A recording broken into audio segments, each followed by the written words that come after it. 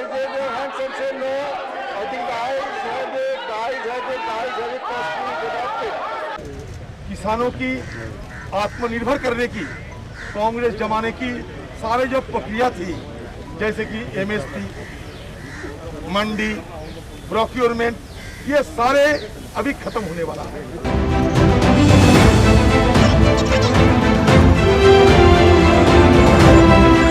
भारत देश के कई हिस्सों से चल रहे किसान आंदोलन का आक्रोश मोदी सरकार के खिलाफ बढ़ता ही जा रहा है। साथ ही किसानों ने देश को सबसे ज्यादा बेचने पर तुला हुआ है वो मीडिया ही है। मीडिया उन पर बिल्कुल भी चर्चा नहीं करता, क्योंकि मीडिया ही देश के लोकतंत्र का चौथा हिस्सा है। ये सरकार सत्ता पे आए थे किसानों की वोट लेकर, मजदूरों की वोट लेकर, गुमराह करके, भ्रमित करके, ये आज साबित हो रहा है। क्योंकि एक तरफ किसान, दूसरी तरफ मजदूर, दोनों को हक छीनने की पुरजोर साजिश ये सरकार रच रही है। मैं आज देश के किसानों को बड़ी नम्रता पूर्वक अपनी बात बताना चाहता हूं, संदेश देना चाहता हूं। आप किसी भी तरह के भ्रम में मत पड़िए।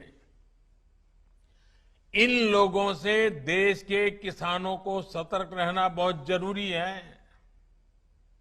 ऐसे लोगों से सावधान रहें जिन्होंने दशकों तक देश पर राज किया और जो आज किसानों से झूठ बोल रहे हैं।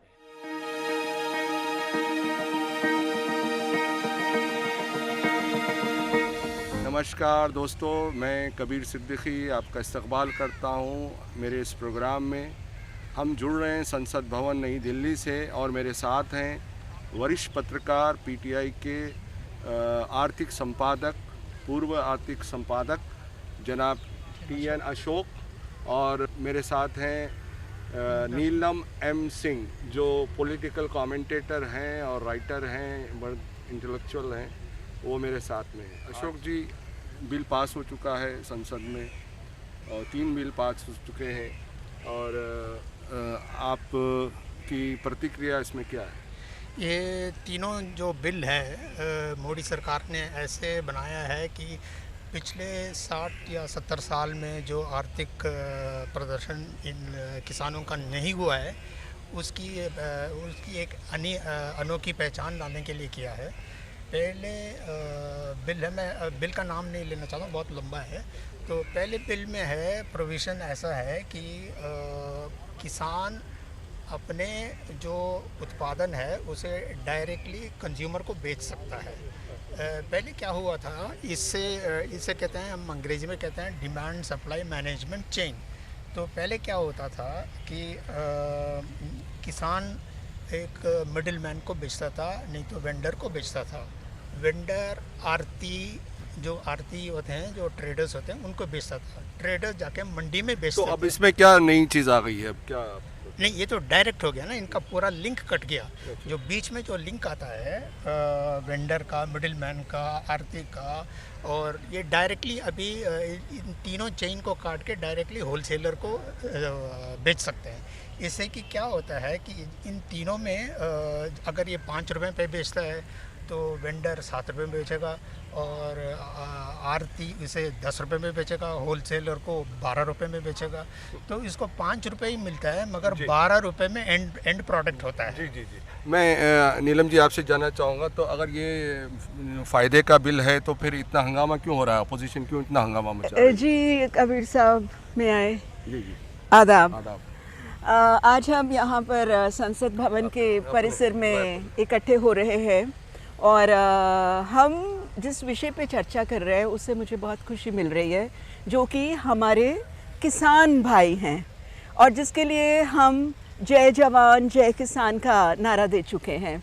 और जो हमारी एग्रीकल्चरल इकोनॉमी है 50% से ज़्यादा उस पे निर्भर है, और ख़ासकर जो हमारे ग्रामीण क्षेत्र है, गांव हैं, जो कि हार्ड लेबरर है, पुअर फार्मर्स हैं, उनके विषय में ये सब एक चिंता का विषय है। और ऐसा मानना कि पिछली 70 वर्षों में और वहाँ की जो सरकारें थीं उन्होंने हमारे किसान भाइयों के लिए कुछ अधिक नहीं करा, यह भी शायद ठीक नहीं होगा। और अभी जैसे जैसे हमारी चर्चा आगे बढ़ेगी तो मैं आपको बताऊंगी कि सरकार को या तो चाहिए कि वो अपने जो ये फार्म बिल्स लाए हैं उसको सही तरीके से किसानों को, उनके प्रतिनिधियों को समझाएं, और जो ऑपोजिशन पार्टीज़ हैं उनके साथ भी मिलकर ऐसी चर्चा करें जिससे कि एक कॉमन पॉइंट निकलना चाहिए। मैं आपकी बात को रखते हुए मैं ये जानना चाह रहा था, इसमें ये जो अपोजिशन कह रहा है ख़ास तौर पे ये कहते हैं कि कॉरपोरेट का फ़ायदा ज़्यादा होगा और उसमें जो अगर ये बिचौलिए हट गए हैं तो अब ये बड़े लेवल के जो कॉरपोरेट हैं वो इनको एक्सप्लॉइट करेंगे। इसमें आप क्या कहेंगे? मैं अपोजिशन के बात पे सहमत नहीं हूँ, क्योंकि सरकार ने इस बिल को 3 तरह से लाया है। एक तो है पहली पार्ट जो बिल है, पहला बिल है डायरेक्टली किसान अपने उत्पादन को डायरेक्टली कंज्यूमर को बेच सकता है। दूसरा है कॉरपोरेट लोगों को भी बेच सकता है। और तीसरा है इसेंशियल कमोडिटीज़। काफ़ी इसेंशियल कमोडिटीज़ थे, उसमें से बहुत इसेंशियल कमोडिटीज़ जो इसेंशियल कमोडिटीज़ सच्ची में नहीं है उनको निकाल दिया गया है। इससे थोड़ा बाय हो गया है। इसमें अपोजिशन का मेनली एक ही प्रॉब्लम है कि जब किसान डायरेक्टली कंज्यूमर से डील करता है तो स्टेट गवर्नमेंट का रोल बहुत कम हो जाता है और उनका भी जो सेस लगाते हैं एग्रीकल्चरल प्रोड्यूस में वो भी निकल जाता है। सब मैं अशोक जी की इस बात पे थोड़ा सा कुछ कहना चाहती हूँ। एक्चुअली ये जो पूरी बात है ये कोई एक जीएसटी या स्टेट जीएसटी से संबंधित नहीं है, ये एमएसपी से संबंधित है। और हमारे डॉक्टर एमएस स्वामीनाथन जो कि ग्रीन रेवोल्यूशन के बहुत बड़े कर्ता माने जाते हैं और उन्होंने ये एमएसपी का जो सिद्धांत था जिसको उन्होंने अपने फॉर्मूला में C2 कहा था, जो कि एक कॉस्ट ऑफ प्रोडक्शन के अतिरिक्त 50% का मुनाफा किसान को होना चाहिए। अब वो उसमें क्या कमी हुई है इसके बारे में हमें चर्चा करना बहुत ज़रूरी है। एमएसपी के बारे में, क्योंकि पूरे देश में जो अभी किसानों का आंदोलन चल रहा है विशेष रूप से पंजाब में, क्योंकि पंजाब में रबी और खरीफ क्रॉप्स हैं जैसे कि कनक हो गई, गेहूं, चावल और दालें, ये जो मेन खरीफ क्रॉप्स हैं इनके ऊपर जो एक मिनिमम एमएसपी किसानों को दी जाती थी वो तो ख़त्म हो गई अब तो। नहीं ख़त्म नहीं हुई है, ख़त्म नहीं हुई है, उसके बारे में कन्फ्यूजन है। अच्छा। और अगर जैसे पहले हमारे एग्रीकल्चरल मंडीज़ होती थी, एग्रीकल्चरल मंडीज़ हैं, मार्केटिंग है, वो प्रोडक्ट को आप आउटसोर्स करेंगे। वॉलमार्ट तक ऐसा किया गया है, वॉलमार्ट तक ऐसा किया गया है। और राजन मित्तल और सुनील मित्तल भारती, उन्होंने तो पंजाब का पूरा एग्रीकल्चर का इसी तरह से टेक ओवर कर लिया था, परंतु उसको भी उनको, क्योंकि वॉलमार्ट इस प्लान में सक्सेसफुल नहीं हो पाया था। तो ये जो एक कन्फ्यूजन आ गया है उसको क्लियर करना सरकार के लिए बहुत अनिवार्य है, खासकर किसानों को। जी मैं इस पे और थोड़ा एम्प्लीफिकेशन करना चाहता हूँ कि पहला जो वरी है स्टेट गवर्नमेंट को अपना लॉस ऑफ रेवेन्यू में था, जिसका मैंने आपको पहले एक्सप्लेनेशन दे दिया। जैसे हम एमएसपी की बात करते हैं जिसे कहते हैं मिनिमम सपोर्ट प्राइस, यानी कि गेहूं या चावल की जो एमएसपी होता है तो गवर्नमेंट फिक्स करता है। इसमें गवर्नमेंट में क्लियरली कह चुका है कि एमएसपी में कोई फ़र्क आने वाला नहीं है। अच्छा। तो हमें गवर्नमेंट पे विश्वास करना चाहिए। तो इसमें तो कोई गपला नहीं है, कोई जुमला नहीं है इसमें। तो मेन प्रॉब्लम ये है कि किसान अपने प्रोड्यूस को डायरेक्टली कॉरपोरेट्स को बेच सकता है। इसमें तो 3 और कॉरपोरेट, वो स्टॉक भी कर सकते हैं, फिर उससे और भी प्राइसिंग हाई हो जाएगी फिर अगर वो। स्टॉकिंग तो हमेशा होता है, एफसीआई गोडाउन में होता है स्टॉकिंग, उससे कोई फ़र्क नहीं तो अब पड़ता। एफसीआई का कोई रोल नहीं रहेगा। Let me complete. So the main problem, the main fear जो इधर है, जो भय आया है अपोजिशन और जो अपोजिशन ने किसान को बोला है, किसान जब डायरेक्टली कॉरपोरेट को बेचता है, कॉरपोरेट तो उनका जरा मसल पावर होता है, फाइनेंशियल पावर होता है, तो डायरेक्टली डिक्टेट करता है इस प्राइस में आपको मुझे बेचना ही चाहिए। तो 3 प्रकार के बिग कॉरपोरेट प्लेयर्स हैं। एक तो है रिलायंस जो एग्रीकल्चरल प्रोडक्ट्स में डील करता है, दूसरा है आईटीसी, तीसरा है पेप्सी। पेप्सी ने तो लीज़ किया है फार्म्स, अपना पोटैटो फार्म्स, जहाँ से वो चिप्स बनाता है। और मैकडोनल्ड जो है वो किसी का वो खुद अपना पूरा इंपोर्ट करता है पोटैटोस यूएस से और बनाता है पोटैटो फ्राइज, जो मैकडोनल्ड का क्वालिटी प्रोडक्ट है। तो इसी पे डर है कि पूरा मार्केट ये तीनों कॉरपोरेट लोग कब्जा कर लेंगे और परंतु, स्टेट गवर्नमेंट का कोई रोल नहीं होगा। नहीं, परंतु अशोक जी, मैं आपके ये जो तथ्य है कि स्टेट गवर्नमेंट का कोई रोल नहीं होगा, यह भी ठीक नहीं है, क्योंकि अधिकतर किसान तो जो अपने राज्यों से बाहर ही नहीं आ पाते, जो वास्तव में भूमि हर हैं या भूमिहीन हैं, जो कि किराए पे रोज़ का काम करके अपना काम चलाते हैं, जिनकी ज़मीन नहीं होती। And this is Kabir Sahab, this is not going to be a level playing field because a common poor farmer cannot negotiate directly with these big corporate honchos.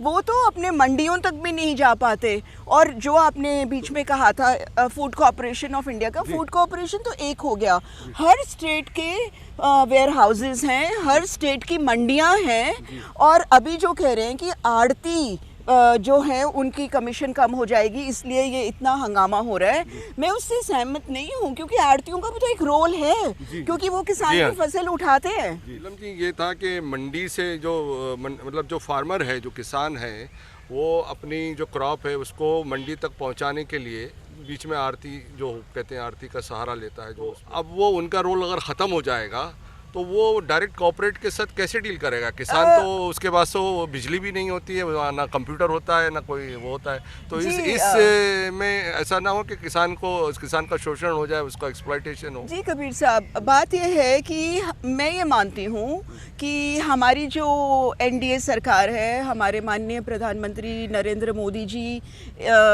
आर्थिक रूप से एक असक्षम बैकग्राउंड से हैं और वो किसानों को प्यार करते हैं, मेरा ऐसा मानना है, और ऐसे ही हमारे पिछले प्रधानमंत्री भी करते होंगे, ऐसा भी मेरे को मानना है। परंतु अभी जो ये कन्फ्यूजन आ गया, मैं इसको मात्र पॉलिटिकल नहीं मानती हूँ। ऑपोजिशन पार्टीज़ का रोल होता है अपोज करना, परंतु ऑपोजिशन पार्टीज़ कितनी बार कितने बिल्स के ऊपर सहमति से भी उन्होंने बिल पास करे हैं, उसमें 100% वोटिंग सहमति से हुई है। तो अभी जो आड़तियों का रोल है, ठीक है, जब वो भी बीच में आएंगे किसान के और फार्मर के, तो स्वाभाविक है वो भी अपना मुनाफा रखेंगे, नहीं तो किसान क्यों अपने टमाटर और अपनी सब्जियां सड़कों पर फेंक के विद्रोह करेंगे, आलू फेंकेंगे, प्याज फेंकेंगे। तो जो एक ये समन्वय बनना चाहिए मंडियों के बीच में, कॉरपोरेट्स के बीच में, क्योंकि अभी तक कॉरपोरेट्स का एक्सपीरियंस कोई इतना अच्छा नहीं हुआ है, जैसे मैंने आपको वॉलमार्ट का एग्जाम्पल दिया था। तो वो कॉरपोरेट्स भी कितने हद तक, मतलब corporates can not take over the whole of the farming sector of India. So the role of the state, the role of the state financial corporations, role of the mandis, role of the state warehousing corporations, ये सब बहुत महत्वपूर्ण है। और हमें बहुत अमीर किसानों की तो चिंता नहीं है, हमें अपने गरीब किसानों की चिंता ज़रूर करनी चाहिए, जिनके पास खेत नहीं है परंतु वे फिर भी किसान हैं, वे खेती करते हैं, और जो बड़े उनके लैंडलॉर्ड्स हैं उनके लिए खेती करते हैं। तो ये जो एक संघर्ष का वातावरण पैदा हो गया है, अब ये तो सरकार की जिम्मेवारी है कि वो कैसे सबको संतुष्ट करें और स्पष्टीकरण दें। ठीक है, मैं आपसे जाना था जी, ये था कि इसे ओके राइट नीलम जी, अगर हम वापस वेंडर और आरती और वेयर हाउसिंग कॉरपोरेशन गवर्नमेंट के पास चले जाएंगे, तो जो main objective of the bill जो गवर्नमेंट का है, डायरेक्ट लिंक बिटवीन द किसान and the customer is lost. See, because the main purpose is this supply demand chain जो है, बीच में बहुत पैसा the cost keeps escalating from one point to another. The government is trying to bring down the cost escalation between one end to the other end. Now the role, if you read the bill properly, the government does not say that the role of mandis will go away. the role of governments will go away. Government still has complete control over the distribution of commodities. If there is an emergency, or if there is a situation where the government feels that it should step in, state government has the full right to step in and control the distribution of commodities between the farmer and between the customer. So इसमें कोई भय और शंका की बात ही नहीं है। ये कहा जा रहा है कि जो राशन शॉप्स हैं, जो डिस्ट्रीब्यूशन था नेटवर्क, अब वो कॉरपोरेट के हाथ में चला जाएगा। हो सकता है गवर्नमेंट उनको कहेगी कि अब आपका जो राशन है जो मिलता था आपको महीने का, वो भी अब आपको सब्सिडाइज रेट पे वो कॉरपोरेट देगा, क्योंकि जो डिस्ट्रीब्यूशन है वो कहते हैं कि इसमें भी काफ़ी सारा लीकेज है।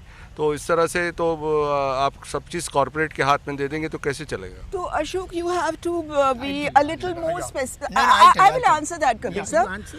But I want to request Ashok, because he's an economist also, that he should make the position of government on MSP slightly clear. Because the whole discord which has come with political parties and the government is based on MSP and how the smallest level of the farmer is going to suffer. And why is it that even 70 years after the independence, our farmers are not so prosperous as they should be? And so these are the questions which I would really request the Honorable Prime Minister, the Honorable Agricultural Minister, Mr. Tomar and various other people, that they should come forward and have meetings with other political parties, ताकि वो उन political parties से भी, जैसे GST के मामले में Mrs Sonia Gandhi और प्राइम मिनिस्टर मनमोहन सिंह, वह प्रधानमंत्री नरेंद्र मोदी जी को और अरुण जेटली जी फाइनेंस मिनिस्टर को मिलने उनके घर गए थे, क्योंकि ये एक ऐसा किसान का मुद्दा है, क्योंकि किसान हमारे अन्नदाता हैं, हमारे लिए किसान भगवान है। किसान हमें खाना देते हैं, किसान के खून पसीने से हम अनाज खाते पीते हैं। अगर हमारे देश का किसान किसी वजह से भी परेशान है, और जिसे आप देखें हरियाणा में तो भारतीय जनता पार्टी की सरकार है, पंजाब में कांग्रेस की सरकार है, तो फिर ऐसा क्यों है कि हरियाणा में भी और पंजाब में भी सारे किसान जो हैं सड़कों पे उतर रहे हैं? तो मतलब इसमें हमें राजनीति अधिक ना करके इसको एक स्पष्टीकरण देना चाहिए कि ये जो एक अंतर्द्वंद्व आ गया है इन बिल्स को लेकर, उसको कैसे ख़त्म किया जाए और एक समन्वय सभी राजनीतिक पार्टियां उस पर करें। तो किसानों तक क्या ये सरकार का मैसेज, ये जो बिल के बारे में, क्या उसकी जो क्लैरिटी है उन तक नहीं पहुंची? क्या आपको ये लगता है कि जो आंदोलन हो रहे हैं देश भर में, तो इसकी क्या वजह हो सकती है? जब ये अगर ये किसान के फ़ायदे की चीज़ है तो ये किसान क्यों सड़कों पे उतरे हैं? नहीं, शायद गवर्नमेंट ने ठीक तरह से किसान की लेवल पे जाके उन्होंने उनके स्पष्टीकरण नहीं किया है कि इस तीनों जो मसौदा है उससे कैसे लाभ हो सकता है किसानों को। मगर मैं इस बात पे सहमत नहीं हूँ कि गवर्नमेंट इसको राजनीति के तौर पे लाया है, और मैं सोचता हूँ कि अपोजिशन इसको राजनीति की तौर पे ले जाना चाहते हैं, क्योंकि अब तो कोई बड़ा मुद्दा तो है ही नहीं अपोजिशन के हाथ में। इसीलिए गवर्नमेंट को मैं रिक्वेस्ट करता हूँ कि आप जाइए किसानों के लेवल में जाके उनको पूरी तरह से समझाइए कि कैसे इनको लाभ ला सकता है। Right now I think the kisans are being misguided, because I have said very clearly that the state government still have the right to control over the distribution of commodities, and MSP will be fixed by the central government. There is no change. The corporates are not going to fix the MSP. The corporates have to fall in line with the MSP that the government fixes. Anything over the MSP is the corporate's response. That's what opposition is afraid of. So, Kabir साहब, मैं जो अशोक जी कह रहे हैं और जो सवाल आप पूछ रहे हैं उसी के विषय में मैं कहना चाहती हूँ कि ये जो MSP की बात हो रही है, तो ये तो एग्रीकल्चरल जेनेटिस्ट्स जो हैं उन्होंने ये एक फार्मूला अपनाया था। जो कि फूड बिल जो कि food security bill, food security bill जो कि यूपीए के समय में आया था और उसमें ऑपोजिशन ने पूरा साथ दिया था, वो लगभग 100% वोटिंग से पास हुआ था। तो अगर हमारे फूड बिल्स में जो अभी आए हैं 2020 के 3 बिल्स जो आए हैं, अगर इसमें कुछ संवाद में कुछ टूट रहा है, जैसे अशोक जी ने कहा इसमें राजनीति नहीं लानी चाहिए, मैं भी वही बात कह रही हूँ कि इसको राजनीतिक मुद्दा ना बना के हमें एक राष्ट्रीय मुद्दा बनाना चाहिए जो कि सभी पार्टियाँ किसानों के हक में फैसला लें। और हमारे देश के किसान यदि खुश होंगे तो हमारा देश जो है वह बहुत ही स्वावलंबी बनेगा। लेकिन आपकी बात बिल्कुल, जो भी आपने कहा बिल्कुल ठीक है, लेकिन जिस तरीके से जिस तरीके से ये बिल राज्यसभा में और पास हुआ है, उस पे आपत्ति है अपोजिशन को। आप करिए, उस पे बहस करिए, बात करिए, लेकिन जिस तरह से उन्होंने इस बिल को पास किया है उससे जो सांसद है वो नाराज़ हैं और उन्होंने धरना भी दिया, आपने देखा, और सारी चीज़ें। एक बात तो मेरी ज़रूर सरकार से आग्रह है कि इस बिल के ऊपर लोकसभा में तो फिर भी थोड़ी चर्चा हुई थी, परंतु राज्यसभा में बिल्कुल चर्चा नहीं हुई और उसको वोटिंग के लिए डाल दिया गया। और ऐसे बिल्स को मेरा मानना है कि चाहे वॉइस वोटिंग का राज्यसभा में और लोकसभा में प्रावधान होगा कानूनी रूप से, राइट, तो उसकी कोई बात नहीं है, परंतु इस बिल के ऊपर फूड बिल जो 2020 के 3 बिल्स सरकार लाई हैं, थोड़ा और समय लग सकता था और उसके ऊपर सबको बोलने का मौका दिया जाना चाहिए था, जिन जिन के नाम पॉलिटिकल पार्टीज़ ने दिए थे।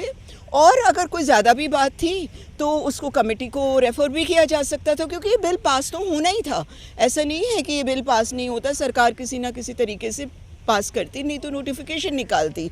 तो परंतु ये जो राज्यसभा में विशेष रूप से हरिवंश जी जो कि डिप्टी चेयरमैन है और हमारे पुराने मित्र भी हैं, क्योंकि वो कवि और लेखक है, मेरी तरह कवि तो है ही हैं, तो हरिवंश जी के साथ भी जो थोड़ा ऑपोजिशन पार्टीज़ ने बहुत झड़प करी, वो सारा कैमराज में रिकॉर्डेड है। थोड़ा और संयम बरतना चाहिए हमारे राज्यसभा के सांसदों को। डेरिक ओब्रायन ने भी वो रूल बुक उन्होंने कहते हैं, वो उन्होंने फाड़ी नहीं, लेकिन वो कहते हैं राज्यसभा के जो सदस्य और भी थे उन्होंने कहते हैं कि वो रूल बुक को उन्होंने ऐसे तो संजय सिंह भी हैं, डेरिक ओब्रायन भी हैं, 8 सदस्यों को तो निष्कासित किया गया, सस्पेंड किया गया रेस्ट ऑफ द अधिवेशन के लिए। तो खैर सस्पेंड करने को भी मैं ठीक नहीं समझती हूँ, उनको वार्निंग दे के मौका देना चाहिए बोलने का। और डेरिक ओब्रायन साहब वैसे भी जब वो थोड़ा गुस्सा हो जाते हैं तो डेरिक ओब्रायन को गुस्सा क्यों आता है वाली स्टोरी है, परंतु मेरा ये मानना है कि डेरिक ओब्रायन भी प्रो फार्मर हैं, गवर्नमेंट भी प्रो फार्मर है। ये क्या विषय है, क्योंकि इसमें बिग फिश की बात आ रही है, बिग फिश एंड सब कुछ ठीक है तो फिर ये हंगामा क्यों है? ये इससे एक ये जो मिस्ट्री है, जब अगर आप कहती हैं कि ये फ़ायदे की चीज़ है तो ये फिर इतना हंगामा क्यों है? नहीं, मैं ये कह रही हूँ कि ये कितने फ़ायदे की चीज़ है किसानों के लिए, ये सरकार एक्सप्लेन करने में अभी सफल नहीं हो पा रही है। तो जो गवर्नमेंट में बहुत इकोनॉमिस्ट्स हैं, principal adviser to the prime minister, he is from IIT, और उनके जो फाइनेंस डिपार्टमेंट के अलग अलग एडवाइज़र हैं, वो सब थोड़ा क्लैरिफाई करें अपने टेलीविज़न चैनल्स के थ्रू और प्रेस कॉन्फ्रेंसेस के थ्रू कि ये असमन्वय जो है, क्योंकि सरकार कुछ कह रही है, ऑपोजिशन कुछ कह रही है, कांग्रेस कुछ कह रही है, तो ये इतना तो मतभेद नहीं हो सकता। ये मेरे भी दिमाग में ये बात थोड़ी घूम रही है। Do you think the way the Rajya Sabha passed the bill, is it correct as per the rule of Rajya Sabha? Do you think it is a... Let me explain one thing to you. I have been covering Parliament for the last 30 years. I have been sitting in the front bench and covering Parliament. Whether it is BJP in opposition or whether it is Congress in opposition, क्या करते हैं, basically when there is a contentious bill, when the minister is moving the bill, the opposition is so restless that they will not allow the minister to speak, and several appeals have to be made by the chair to the opposition to please let him speak, you will get a chance to speak. नहीं, ये नहीं होता है, मैंने खुद देखा है, इस बार भी ऐसा ही हुआ है. So you cannot say that the government did not allow a debate. The problem is the government wanted a debate, but the opposition was not allowing a debate to take place. No, the debate did not take place in Rajya Sabha. Let me finish. Opposition is not allowing the debate to take place, and opposition is not supposed to come to the well of the house every time, and it is highly unparliamentary of any particular member to come to the well of the house and address the chair directly and then tear the rule book. The rule book is like a Bible of the house. It cannot be torn. आपको do you have any what do you want to say Kabir साहब देखिए, जहाँ तक rule book की बात है, rule book is of course a Bible of all for all members. और ये सारे मेंबर्स को स्कूल के बच्चे तो है नहीं जिनको कि रूल बुक हाथ में रहनी चाहिए. उनको बहुत एक्सपीरियंस है, बहुत सीनियर लोग हैं पार्लियामेंट में. परंतु क्योंकि रूल्स को पूरी तरह से फॉलो नहीं किया गया था, मतलब मोशन ऑफ डिबेट तो इंट्रोड्यूस ही नहीं किया गया ना. तो क्योंकि राज्यसभा में सरकार का बहुमत नहीं है, तो सरकार को ये डर था कि ये बिल पास नहीं होगा. परंतु वो डर भी उनकी एक इमेजिनेशन थी. हो सकता है इस बिल को सपोर्ट मिल जाती और जितने उनके प्रेजेंट सदस्य थे वो उसको समर्थन करते, क्योंकि इतने महत्वपूर्ण बिल को वॉइस वोट के द्वारा पारित करना, इससे मैं सही नहीं समझती हूँ. इसमें सभी का साथ होना चाहिए, सभी का योगदान होना चाहिए, अलग अलग पॉलिटिकल पार्टीज़ को बोलने का मौका मिलना चाहिए. और रूल बुक को फाड़ना या ना फाड़ना तो वो तो हमने लोकसभा राज्यसभा में बहुत देखा है. इससे पहले बीजेपी ने भी तो 21 दिन यूपीए के टाइम में पार्लियामेंट ही नहीं चलने दी थी. आपको याद नहीं है जब अरुण जेटली जी ने स्टेटमेंट दिया था कि ये तो हमारा अधिकार है. तो ये अब ये तो पॉलिटिकल लीडर्स हैं, ये क्या करते हैं क्या नहीं करते उस विषय पे तो मैं कुछ ज़्यादा कमेंट भी नहीं कर पाऊँगी. पर हमारे को जो मेन चिंता है वो हमें अपने किसान भाइयों की आर्थिक समृद्धि की है. जी, बहुत बहुत शुक्रिया आप हमारे साथ जुड़े, बहुत बहुत शुक्रिया आपका. जय जवान जय किसान. हाँ जी, बहुत बहुत शुक्रिया. Thank you so much. मौका दिया आपने हमारे ओपिनियन को प्रश्नीकरण करने के लिए. Thank you sir. ये थे TN अशोक जी और नीलम M सिंह जी. इन्होंने अपने व्यूज़ रखे हैं. अब सरकारें आती रहेंगी जाती रहेंगी, देश तो चलता रहेगा. और हर सरकार यही चाहती है, यही कहती है कि ये सब आम आदमी के फ़ायदे की चीज़ है, चाहे वो किसान हो मज़दूर हो. लेकिन अब इसका देखना ये है कि इस बिल से कितना उन किसानों को फ़ायदा पहुंचता है या आम जनता को फ़ायदा पहुंचता है, ये तो आने वाला वक्त ही बताएगा. अब मैं आपसे इजाज़त लेता हूं. अगली बार फिर एक नए विषय पे हम लोग आपसे जुड़ेंगे. Thank you very much.